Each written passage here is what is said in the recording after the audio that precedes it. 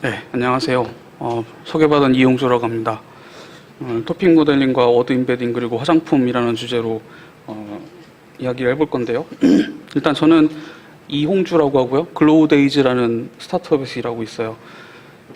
저희 회사에서는 글로우픽이라는 화장품 리뷰 미디어 앱과 웹 서비스를 하고 있습니다. 저희는 6,000개 브랜드에서 82,000개 제품에 대한 그 사용자들의 진짜 리뷰 약 68만 명의 사용자들 중에 12만 명이 실제로 리뷰를 쓰고 있고요. 그들로부터 260만 개의 리뷰와 그 레이팅 1에서 5점까지 점수 매긴 걸 받아서 그걸 기반으로 위클리 랭킹을 매겨서 이제 사용자들에게 제품을 추천하고 또 화장품 브랜드들이나 회사들에게는 더 좋은 화장품을 만들 수 있도록 피드백을 주고 있습니다. 그래서 어떤 그 브랜드나 그 컨슈머들, 그러니까 사용자들에게 인사이트를 주려고 저희 안에서 이 데이터를 보다 보면 되게 어려움을 겪을 때가 많아요. 저만 해도 일단 화장품을 잘 모르거든요.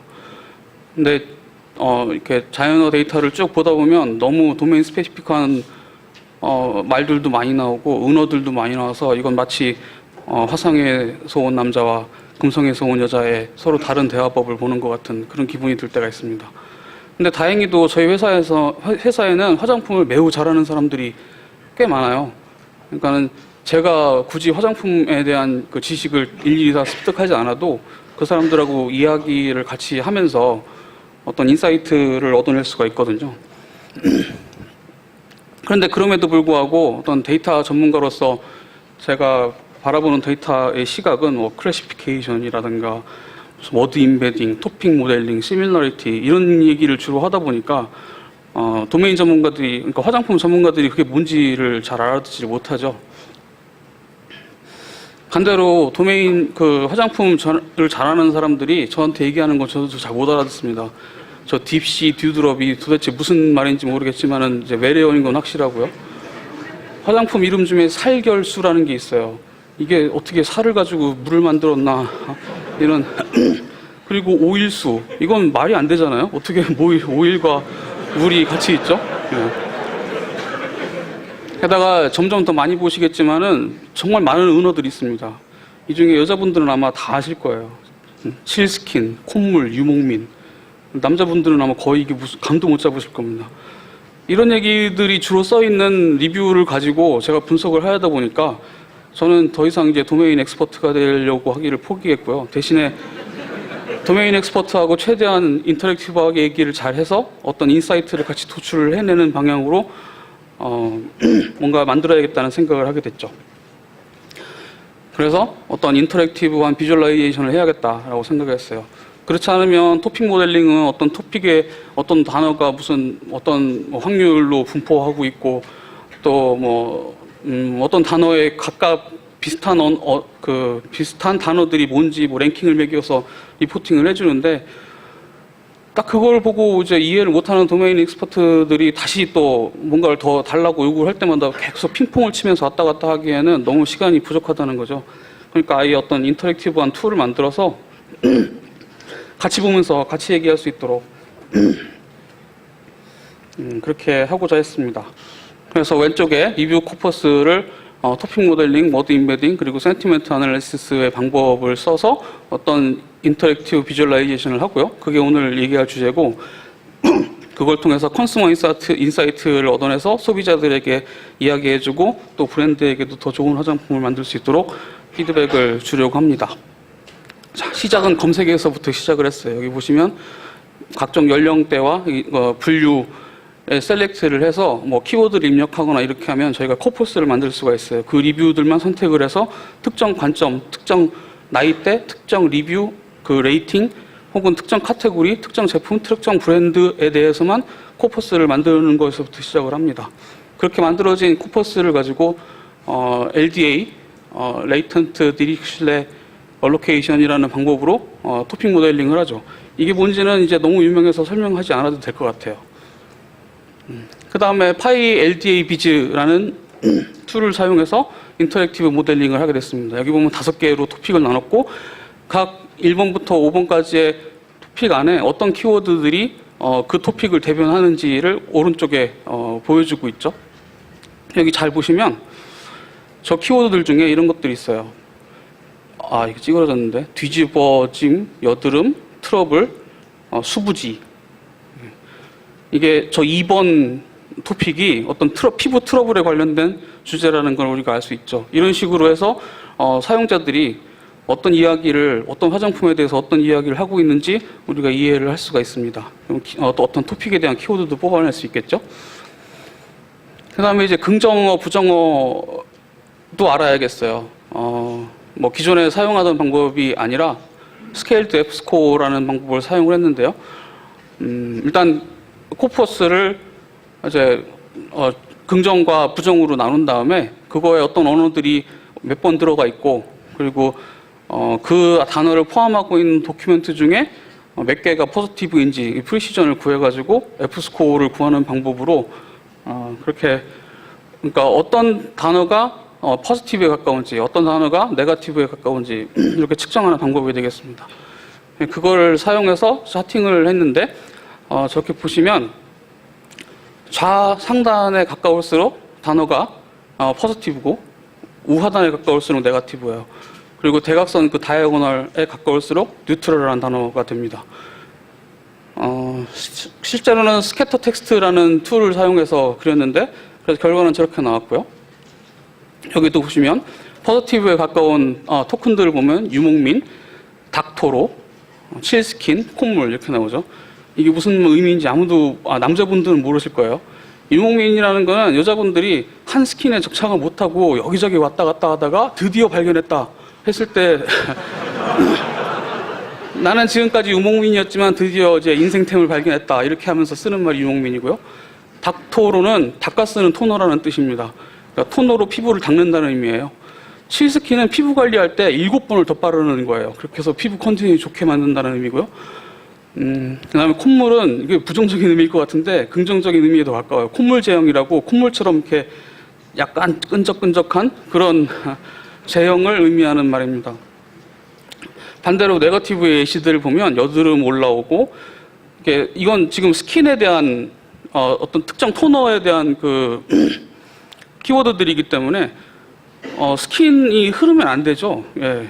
그래서 약간 콧물 제형 이런 걸 선호하는데 흐르더라. 그러면 이제 부정적인 키워드로 뽑히는 거고, 스킨인데 오일리 하면 안 되겠죠. 예. 마찬가지로 이 용기라는 게 또 중요한데요. 이 제품은 굉장히 히트를 쳤던 제품인데 저희 리뷰를 통해서 용기가 불투명해서 얼마나 내용물이 남았는지를 알 수가 없다라는 불평 사항이 있었고, 그래서 실제로 그걸 개선해서 제품이 다시 출시했습니다. 네, 이제 워드 임베딩. 그러니까 어떤 단어의 의미는 그 주변 단어에 의해서 결정된다라는 거죠. 혹은 어떤 컨셉이 그 단어 주변에 있는 단어들로 정해진다. 예를 들면 문재인 대통령과 트럼프와 시진핑, 저렇게 President Moon said yesterday 이런 문장들이 반복이 되었을 때 트럼프, 시진핑은 프레지던트라는 걸 우리가 알 수 있죠. 주변에 프레지던트라는 단어가 있으니까. 또는 I write a code in Python, a program is written in Python 이렇게 썼으면 파이썬이라는 거는 우리가 프로그래밍 언어라는 거를 사람도 알 수 있듯이 요거를 이제 모델링해서 인지할 수 있도록 하는 방법이 워드 임베딩입니다. 이것도 매우 유명해서 이제 자세히 설명할 게 없을 것 같아요. 워드 임베딩을 사용하기 위해서 저희는 260만 개의 리뷰를 코퍼스로 만들어서 워드 벡터라는 방법으로 모델링을 했습니다. 그 모델링은 130만 바이 150의 사이즈 벡터가 되었고요. 그 모델을 실험하기 위해서 모스트 시밀러에서 피부색 했더니 얼굴색, 피부톤, 얼굴빛, 본래 피부색, 낯빛, 21호, 23호. 이건 좀 낯설죠? 근데 21호, 23호가 그 색조, 실제 톤을 의미하는 그런 거라고 하더라고요. 저도 처음엔 이거 잘못 나왔나 했는데 물어보니까. 예. 그러니까 이런 식으로 이제 조금씩 알게 되는 거죠. 그렇게 트레이닝된 그 워드 벡터에다가 어떤 특정 코퍼스를 검색을 해가지고 토큰들을 만들어내고 그 토큰을 프로젝션해서 저 오른쪽에 보이시는 것처럼 TGD 또는 그 PCA로 인터랙티브한 그 차트를 그렸습니다. 이거는 이제 텐서보드의 프로젝터라는 걸 이용을 했는데요. 여기 또 보시면 오른쪽 상단에 제형이라고 키워드를 찾아놨죠. 그 제형과 관련된 키워드들이 주변 키워드들이 나왔어요. 뭐 질감, 체형, 제형, 타입, 젤 타입 다 관련되어 있는 것 같죠. 예, 느낌. 그러니까 제형이라는 것도 결국에 내 몸에 닿았을 때 어떤 느낌 이거 관련이 있기 때문에 또 이제 밑에서 세 번째 콧물 제형도 나왔고요. 이렇게 마무리감, 역시 발랐을 때 어떤 마무리가 잘 되느냐 이런 다 비슷한 단어들로 나와서 우리는 결국에 제형이라는 단어가 저 한 단어뿐만 아니라 여러 가지 단어로 컨셉을 이루어가지고 키워드가 리뷰에서 존재한다는 것을 알게 됐습니다. 그러니까 이것들을 뭘 하느냐? 저희는 어떤 컨슈머 인사이트를 만들어서 기존에는 어떤 우리가 먼저 키워드를 알아내고 그 키워드에 대해서 버즈량을 계산했다면 지금은 컨셉과 관련된 모든 키워드들을 다 뽑아내가지고 버즈량을 알 수가 있어요. 그래서 우리가 상상하지 못했던 키워드들이 그 컨셉 안에 들어가고 그래서 더 정확한 어떤 사용자들의 피드백을 우리가 얻을 수가 있는 거죠. 그리고 또 한 가지는 저거를 어떤 기준 삼아서 레이더 차트를 그리려고 하는데 먼저 컨셉추얼 키워드 버즈라는 거는 조금 아까 시밀러한 그 워드들을 쭉 나열해가지고 저렇게 검색을 하면 특정 연령대 또는 특정 그 분류나 특정 레이팅에서 몇 개의 버즈량이 있는지를 알 수가 있어요. 저거는 그냥 제형 하나만 검색한 게 아니라 제형과 관련된 모든 단어를 다 같이 검색을 했기 때문에 그리고 저희가 결정한 어떤 스레시홀드를 끊었기 때문에 조금 더 컨셉을 검색했다고 할 수가 있죠. 그 다음에 토핑 모델링을 통해서 우리가 키워드들을, 그래서 이거 같은 경우에는 이제 스킨인데, 스킨이 아니라 로션에서는 또 키워드가 다르겠죠. 또는 뭐, 선블럭 크림 이런 거에서는 또 다른 키워드로 사람들이 얘기를 할 거예요. 그럼 우리가 토핑 모델링을 통해서 어떤 주제들이 있는지를 발견하면 그걸 키워드로 만들어서 그 키워드에 대해서 사람들이 긍정적으로 생각하는지 부정적으로 생각하는지를 저렇게 레이더 차트로 그릴 수가 있습니다. 그럼 저렇게 만들어진 인사이트는 브랜드들에게 제공해서 좋은 피드백이 될 수 있고요. 마찬가지로 머지않아서 저희 앱이나 웹에서도 사용자들이 스스로 쓴 리뷰를 통해서 저런 레이더 지수를 봐서 이 화장품을 선택하느냐 마느냐를 비교 결정할 수 있도록 할 계획입니다. 같이 하실 분들은 환영해요. 그 다음에 이제 더 할 것이 있는데, 이게 코퍼스가 아무래도 도메인 스페시픽하기 때문에 화장품 관련된 용어들과 언어들이 매우 많기 때문에 애널라이저를 꾸준히 바꿔줘야 되거든요. 근데 이미 어느 정도 됐습니다. 가령 이제 위에 두 문장, SFI 메이크업 제품은 발색력도 좋고요. 가격 대비에 만족합니다.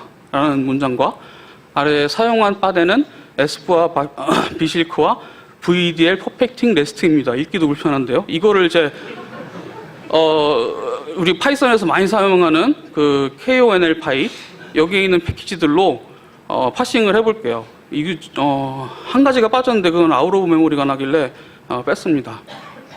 자, 첫 번째 문장 SFI 메이크업 제품은 끊어서 볼게요. 워낙 기니까 꼬꼬마 SFI 메이크업 제품은 꽤 괜찮아요. 한남 역시 이것도 괜찮죠. 트위터 SFI 메이크업 얘도 뭐 동점이라고 볼 수 있죠. 맥캡 실망입니다. SFI 메이크업 제품은 저희는 역시 SF와 정확히 알아내고요. 메이크업도 정확하게 따냈어요. 발색력도 좋고요. 네, 발색력 붙여줬으면 좋겠죠. 한나눔은 이렇게 다 붙여주죠. 트위터는 발색력. 맥캡도 발색력. 저희는 발색력 이렇게 붙여서 나옵니다. 발색력이라는 게 도메인 스페시픽 워드이기 때문에 일반적인 코퍼스로 이제 만들어진 저런 토크나이저, 아날라이저들은 그냥 사용하면 저렇게 잘못된 결과들이 나올 때가 많아요. 가격 대비 만족합니까? 가격 대비 만족? 준수합니다.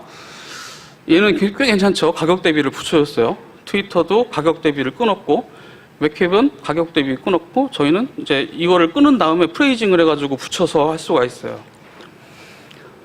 자, 이번에는 좀 판이 달라졌어요. 조금 더 어려운 문장이기 때문에 사용한 바데는 사용하, 니은 따로 하고 파데는 얘가 파데가 뭔지를 모르는 거죠. 한나눔은 사용하, 파데는 얘도 파데가 뭔지 모릅니다.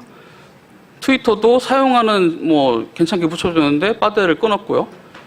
맥캡도 뭐 마찬가지고 저희는 파데를 정확하게 알아내죠.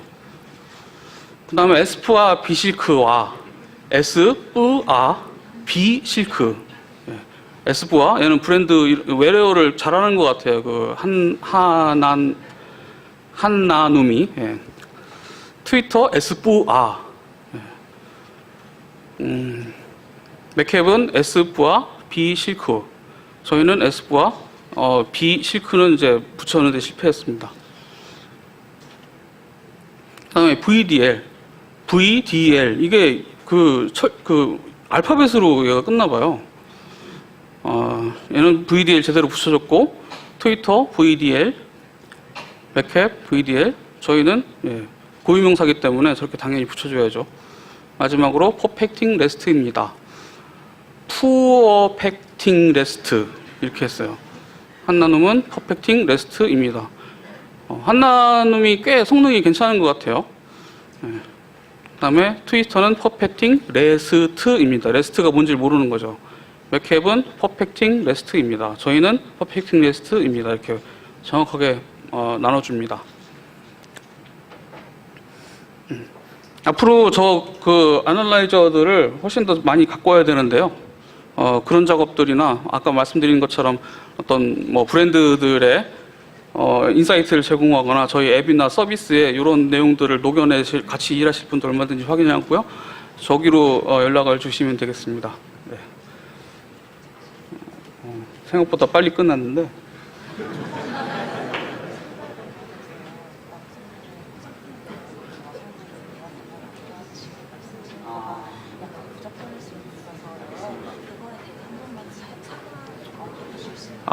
제가 초반에 남자분들이 화장품을 모른다고 하는 게 부정적인 언급이라고 지금 경고를 받았어요.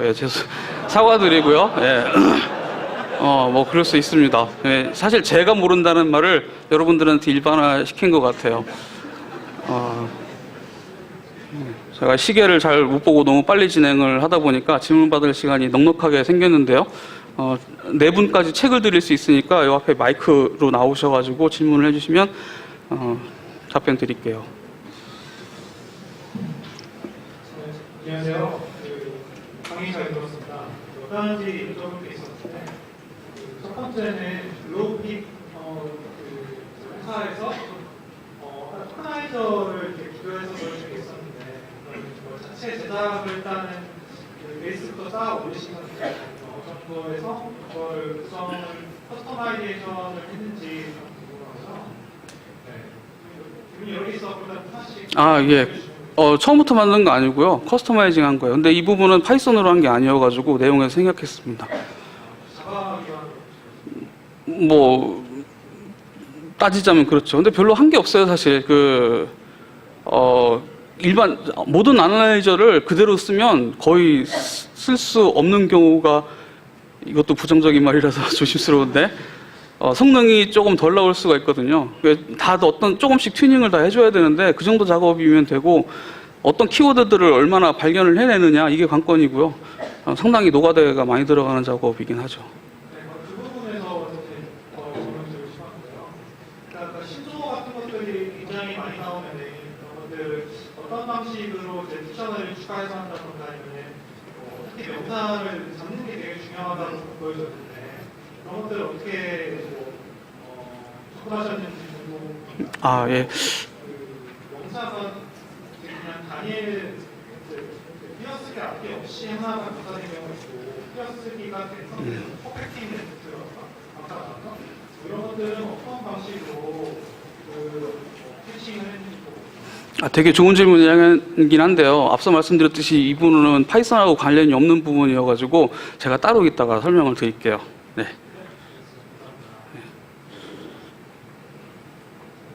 안녕하세요.